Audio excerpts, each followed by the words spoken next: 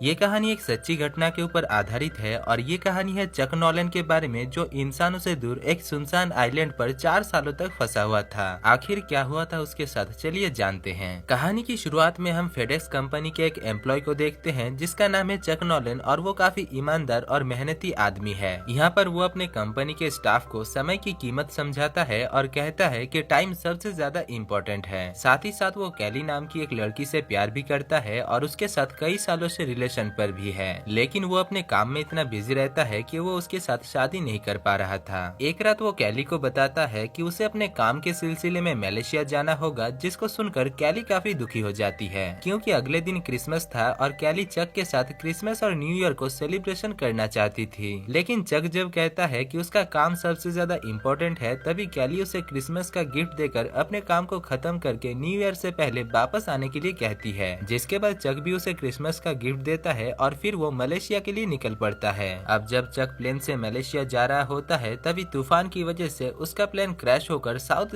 Pacific ocean पर गिर जाता है। वो प्लेन एक प्राइवेट प्लेन था, इसीलिए उस प्लेन में टोटल 4 लोग थे, जिनमें से क्रैश की वजह से 3 लोग मारे जाते हैं और चक अकेला ही बच पाता है। चक पानी में एक एयरबोट की मदद से किसी तरीके से सरवाइव करता है और अगली सुबह जब वो होश में आता है, तभी वो अपने आप को समंदर के किनारे एक आइलैंड पर पाता है, जिसके बाद वो उस आइलैंड को काफी अच्छी तरीके से चेक करता है। दरअसल वो वहाँ पर इंसानों को ढूंढ रहा था, लेकिन काफी देर तक आवाज देने के बाद वो समझ जाता है कि वो उस आइलैंड पर अकेला है। इसीलिए वो उस बीच साइड में बड़े बड़े अक्षरों में हेल्प लिख देता है, ताकि अगर कोई उसे ढूंढते हुए यहाँ पर आता है तो वो उस लिखावट को पढ़कर समझ जाएगा कि चक यहाँ पर फंसा हुआ है। अब ऐसे ही मदद के आश में रात हो जाता है और अगली सुबह चक देखता है कि उसने जो बड़े बड़े अक्षरों में हेल्प लिखा था, समंदर के पानी की वजह से वो मिट गया था। इसीलिए वो कुछ लकड़ियों को इकट्ठा करता है और उसकी मदद से और भी बड़ा एक हेल्प लिख देता है। इसके बाद उसे किनारे में कुछ पैकेट मिलता है जो कि उसी के फेडेक्स कंपनी का है, जो कि प्लेन क्रैश होने की वजह से समंदर में बहकर किनारे में आ गया था। यहाँ पर चक उन सामान को लेकर आइलैंड पर आता है, लेकिन उस बॉक्स के अंदर जो चीज थी वो खाने के लिए नहीं था और चक को यहाँ पर खाना और पानी की काफी जरूरत थी। तभी उसे जंगल के अंदर से कुछ आवाजें सुनाई देता है और वो जब चेक करने के लिए जाता है, तभी वो समझ जाता है कि वो आवाज नारियल के गिरने की वजह से आ रहा था।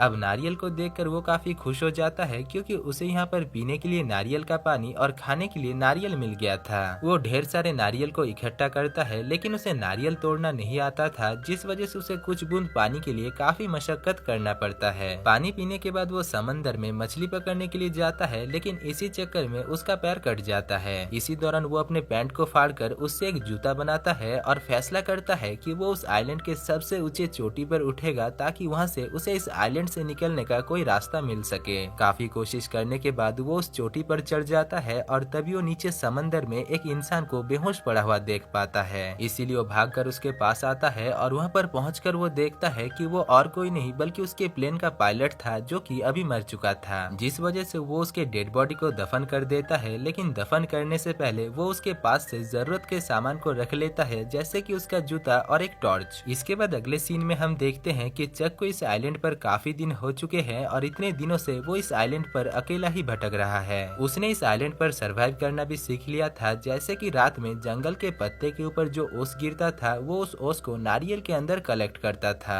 और पूरा दिन वो उसी पानी को ही पीता था। साथ ही साथ वो एक भाला बनाकर उससे मछली पकड़ने की भी कोशिश करता है, लेकिन वो एक भी मछली नहीं पकड़ पाता। रात में जब वो सो रहा था, तभी वो देखता है कि समंदर से होकर एक जहाज गुजर रहा था, जिसको देखकर वो काफी एक्साइटेड हो जाता है और उस जहाज को बुलाने के लिए जोर जोर से चीखने लगता है। लेकिन वो जहाज इतना दूर था कि उसे चक की आवाज सुनाई नहीं देता। तभी चक अपने पास मौजूद उस टॉर्च को भी जलाता है, लेकिन उस टॉर्च की लाइट को वो जहाज के लोग नहीं देख पाते और वो जहाज वहाँ से चला जाता है। अगली सुबह चक फैसला करता है कि वो जिस एयरपोर्ट से यहाँ पर आया था, उस एयरपोर्ट से ही वो इस आइलैंड से बाहर निकल जाएगा, क्योंकि इस आइलैंड पर उसे कोई भी मदद नहीं मिलने वाला। पर जब वो उस एयरपोर्ट को लेकर वहाँ से जाने की कोशिश करता है, तभी समंदर के बड़े बड़े लहरें उसे फिर से किनारे में आकर पटक देते हैं, जिससे चक काफी घायल हो जाता है। उसी रात वहाँ पर काफी तेज बारिश भी होती है, जिस वजह से चक एक गुफा के अंदर जाकर सो जाता है। लेकिन सुबह वो देखता है कि वो अगली रात टॉर्च को जलाकर ही सो गया था, जिससे टॉर्च की बैटरी पूरी तरीके से डाउन हो गया है, यानी चक को अभी रात में अंधेरे में ही रहना होगा। खैर, इसके बाद चक उन सामान को चेक करता है जो कि पानी से बहकर वहाँ पर आया था, लेकिन उस पैकेट के अंदर उसके कुछ काम के सामान नहीं थे, सिवाय एक जूते के जिसके नीचे ब्लेड लगा हुआ था। चक उस ब्लेड की मदद से नारियल को तोड़ता है और एक लकड़ी को नुकीला बनाकर मछली पकड़ने के लिए उससे एक हथियार बनाता है। अब जब वो मछली पकड़ लेता है तभी वो सोचता है कि वो मछलियों को कच्चा नहीं खा सकता है, इसीलिए वो लकड़ियों को घिसकर आग जलाने की काफी कोशिश करता है और काफी कोशिश करने के बाद वो फाइनली किसी तरीके से आग जला लेता है। यहाँ पर हम देखते हैं कि इतने दिनों से इस आइलैंड पर रहने के बाद उसे पहली बार आग जलाकर यहाँ पर खुशी मिला है। खैर एक दिन वो देखता है कि उसके पास एक फुटबॉल है जो कि फेडेक्स कंपनी के पैकेट के अंदर था, इसीलिए वो उस फुटबॉल के ऊपर नाक, मुंह और आंख बनाता है और उससे बात करने लगता है। दरअसल चक उस आइलैंड पर अपने आप को काफी अकेला महसूस कर रहा था, इसलिए उसने उस फुटबॉल के साथ दोस्ती कर लिया और अपने उस दोस्त का वो नाम रखता है विल्सन, जो कि उस फुटबॉल के कंपनी का नाम था। अगले सीन में हम देखते हैं कि चक के उस आइलैंड पर बीते हुए 4 साल हो चुके हैं और इन 4 सालों में चक पूरी तरीके से बदल चुका है। उसने उस आइलैंड पर कैसे सरवाइव करते हैं ये भी सीख लिया है। इसी बीच हम देखते हैं कि चक के साथ विल्सन की काफी अच्छी दोस्ती हो गया है और चक पूरा दिन विल्सन के साथ ही बात करता है। इन 4 सालों में चक ने उस आइलैंड से निकलने की काफी कोशिश किया है, लेकिन हर बार समंदर के बड़े बड़े लहर उसे आगे बढ़ने नहीं देते।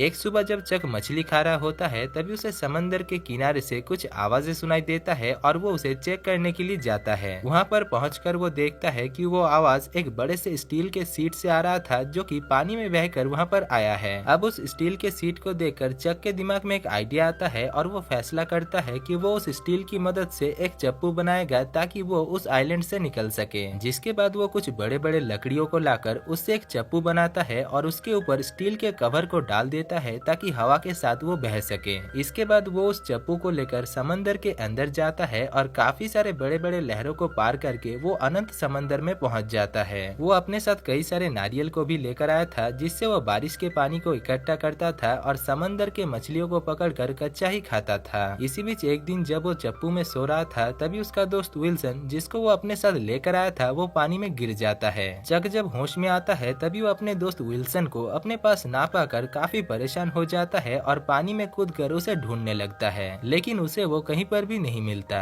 अब विल्सन के खो जाने की वजह से चक काफी दुखी हो जाता है क्योंकि विल्सन बस एक फुटबॉल नहीं बल्कि उसका सबसे अच्छा दोस्त था जिसके साथ उसने अपनी 4 साल बिताया है। इसके बाद से चक पूरी तरीके से टूट जाता है क्योंकि उसे उस अनंत समंदर में कोई भी ठिकाना नजर नहीं आ रहा था। इसी बीच एक दिन जब वो पानी में बह रहा था तभी वहाँ से होकर एक जहाज गुजरता है और चक उससे मदद मांगता है, जिसके बाद उसे वहाँ से बचा लिया जाता है। अगले सीन में हम देखते हैं कि चक अपने घर पहुँच चुका था, लेकिन इन 4 सालों में वहाँ पर सब कुछ बदल चुका था। उसकी गर्लफ्रेंड कैली की अभी शादी हो चुकी है और उसकी एक 3 साल की बच्ची भी है। वो अभी भी चक से प्यार करती है, लेकिन वो अपने फैमिली को छोड़कर चक के साथ नहीं जा सकती है। चक उसके साथ काफी देर तक बात करता है और वो दोनों वहाँ पर एक दूसरे को किस भी करते हैं, जिसके बाद चक कैली को वहीं पर ही छोड़कर वहाँ से चला जाता है। अगले सीन में हम देखते हैं कि चक अपने दोस्तों के साथ बैठा हुआ होता है और वो अपने दोस्तों से कह रहा होता है कि वो अगर उस आइलैंड में मर गया होता तो अच्छा होता। दरअसल चक ने उस आइलैंड पर सुसाइड करने की भी कोशिश किया था, लेकिन उसके अंदर इतनी हिम्मत नहीं थी कि वो खुदकुशी कर सके। खैर इसके बाद मूवी के आखिर में हम देखते हैं कि चक के पास फेडेक्स कंपनी का कुछ कुरियर था जो कि उसने उस आइलैंड से लेकर आया था। दरअसल चक अपने काम में काफी ज्यादा लॉयल था, इसीलिए 4 साल बाद वो उन कुरियर को डिलीवर करने के लिए जाता है, जबकि फ्लिपकार्ट और अमेज़न वाले भी सही वक्त के अंदर डिलीवर नहीं कर पाते।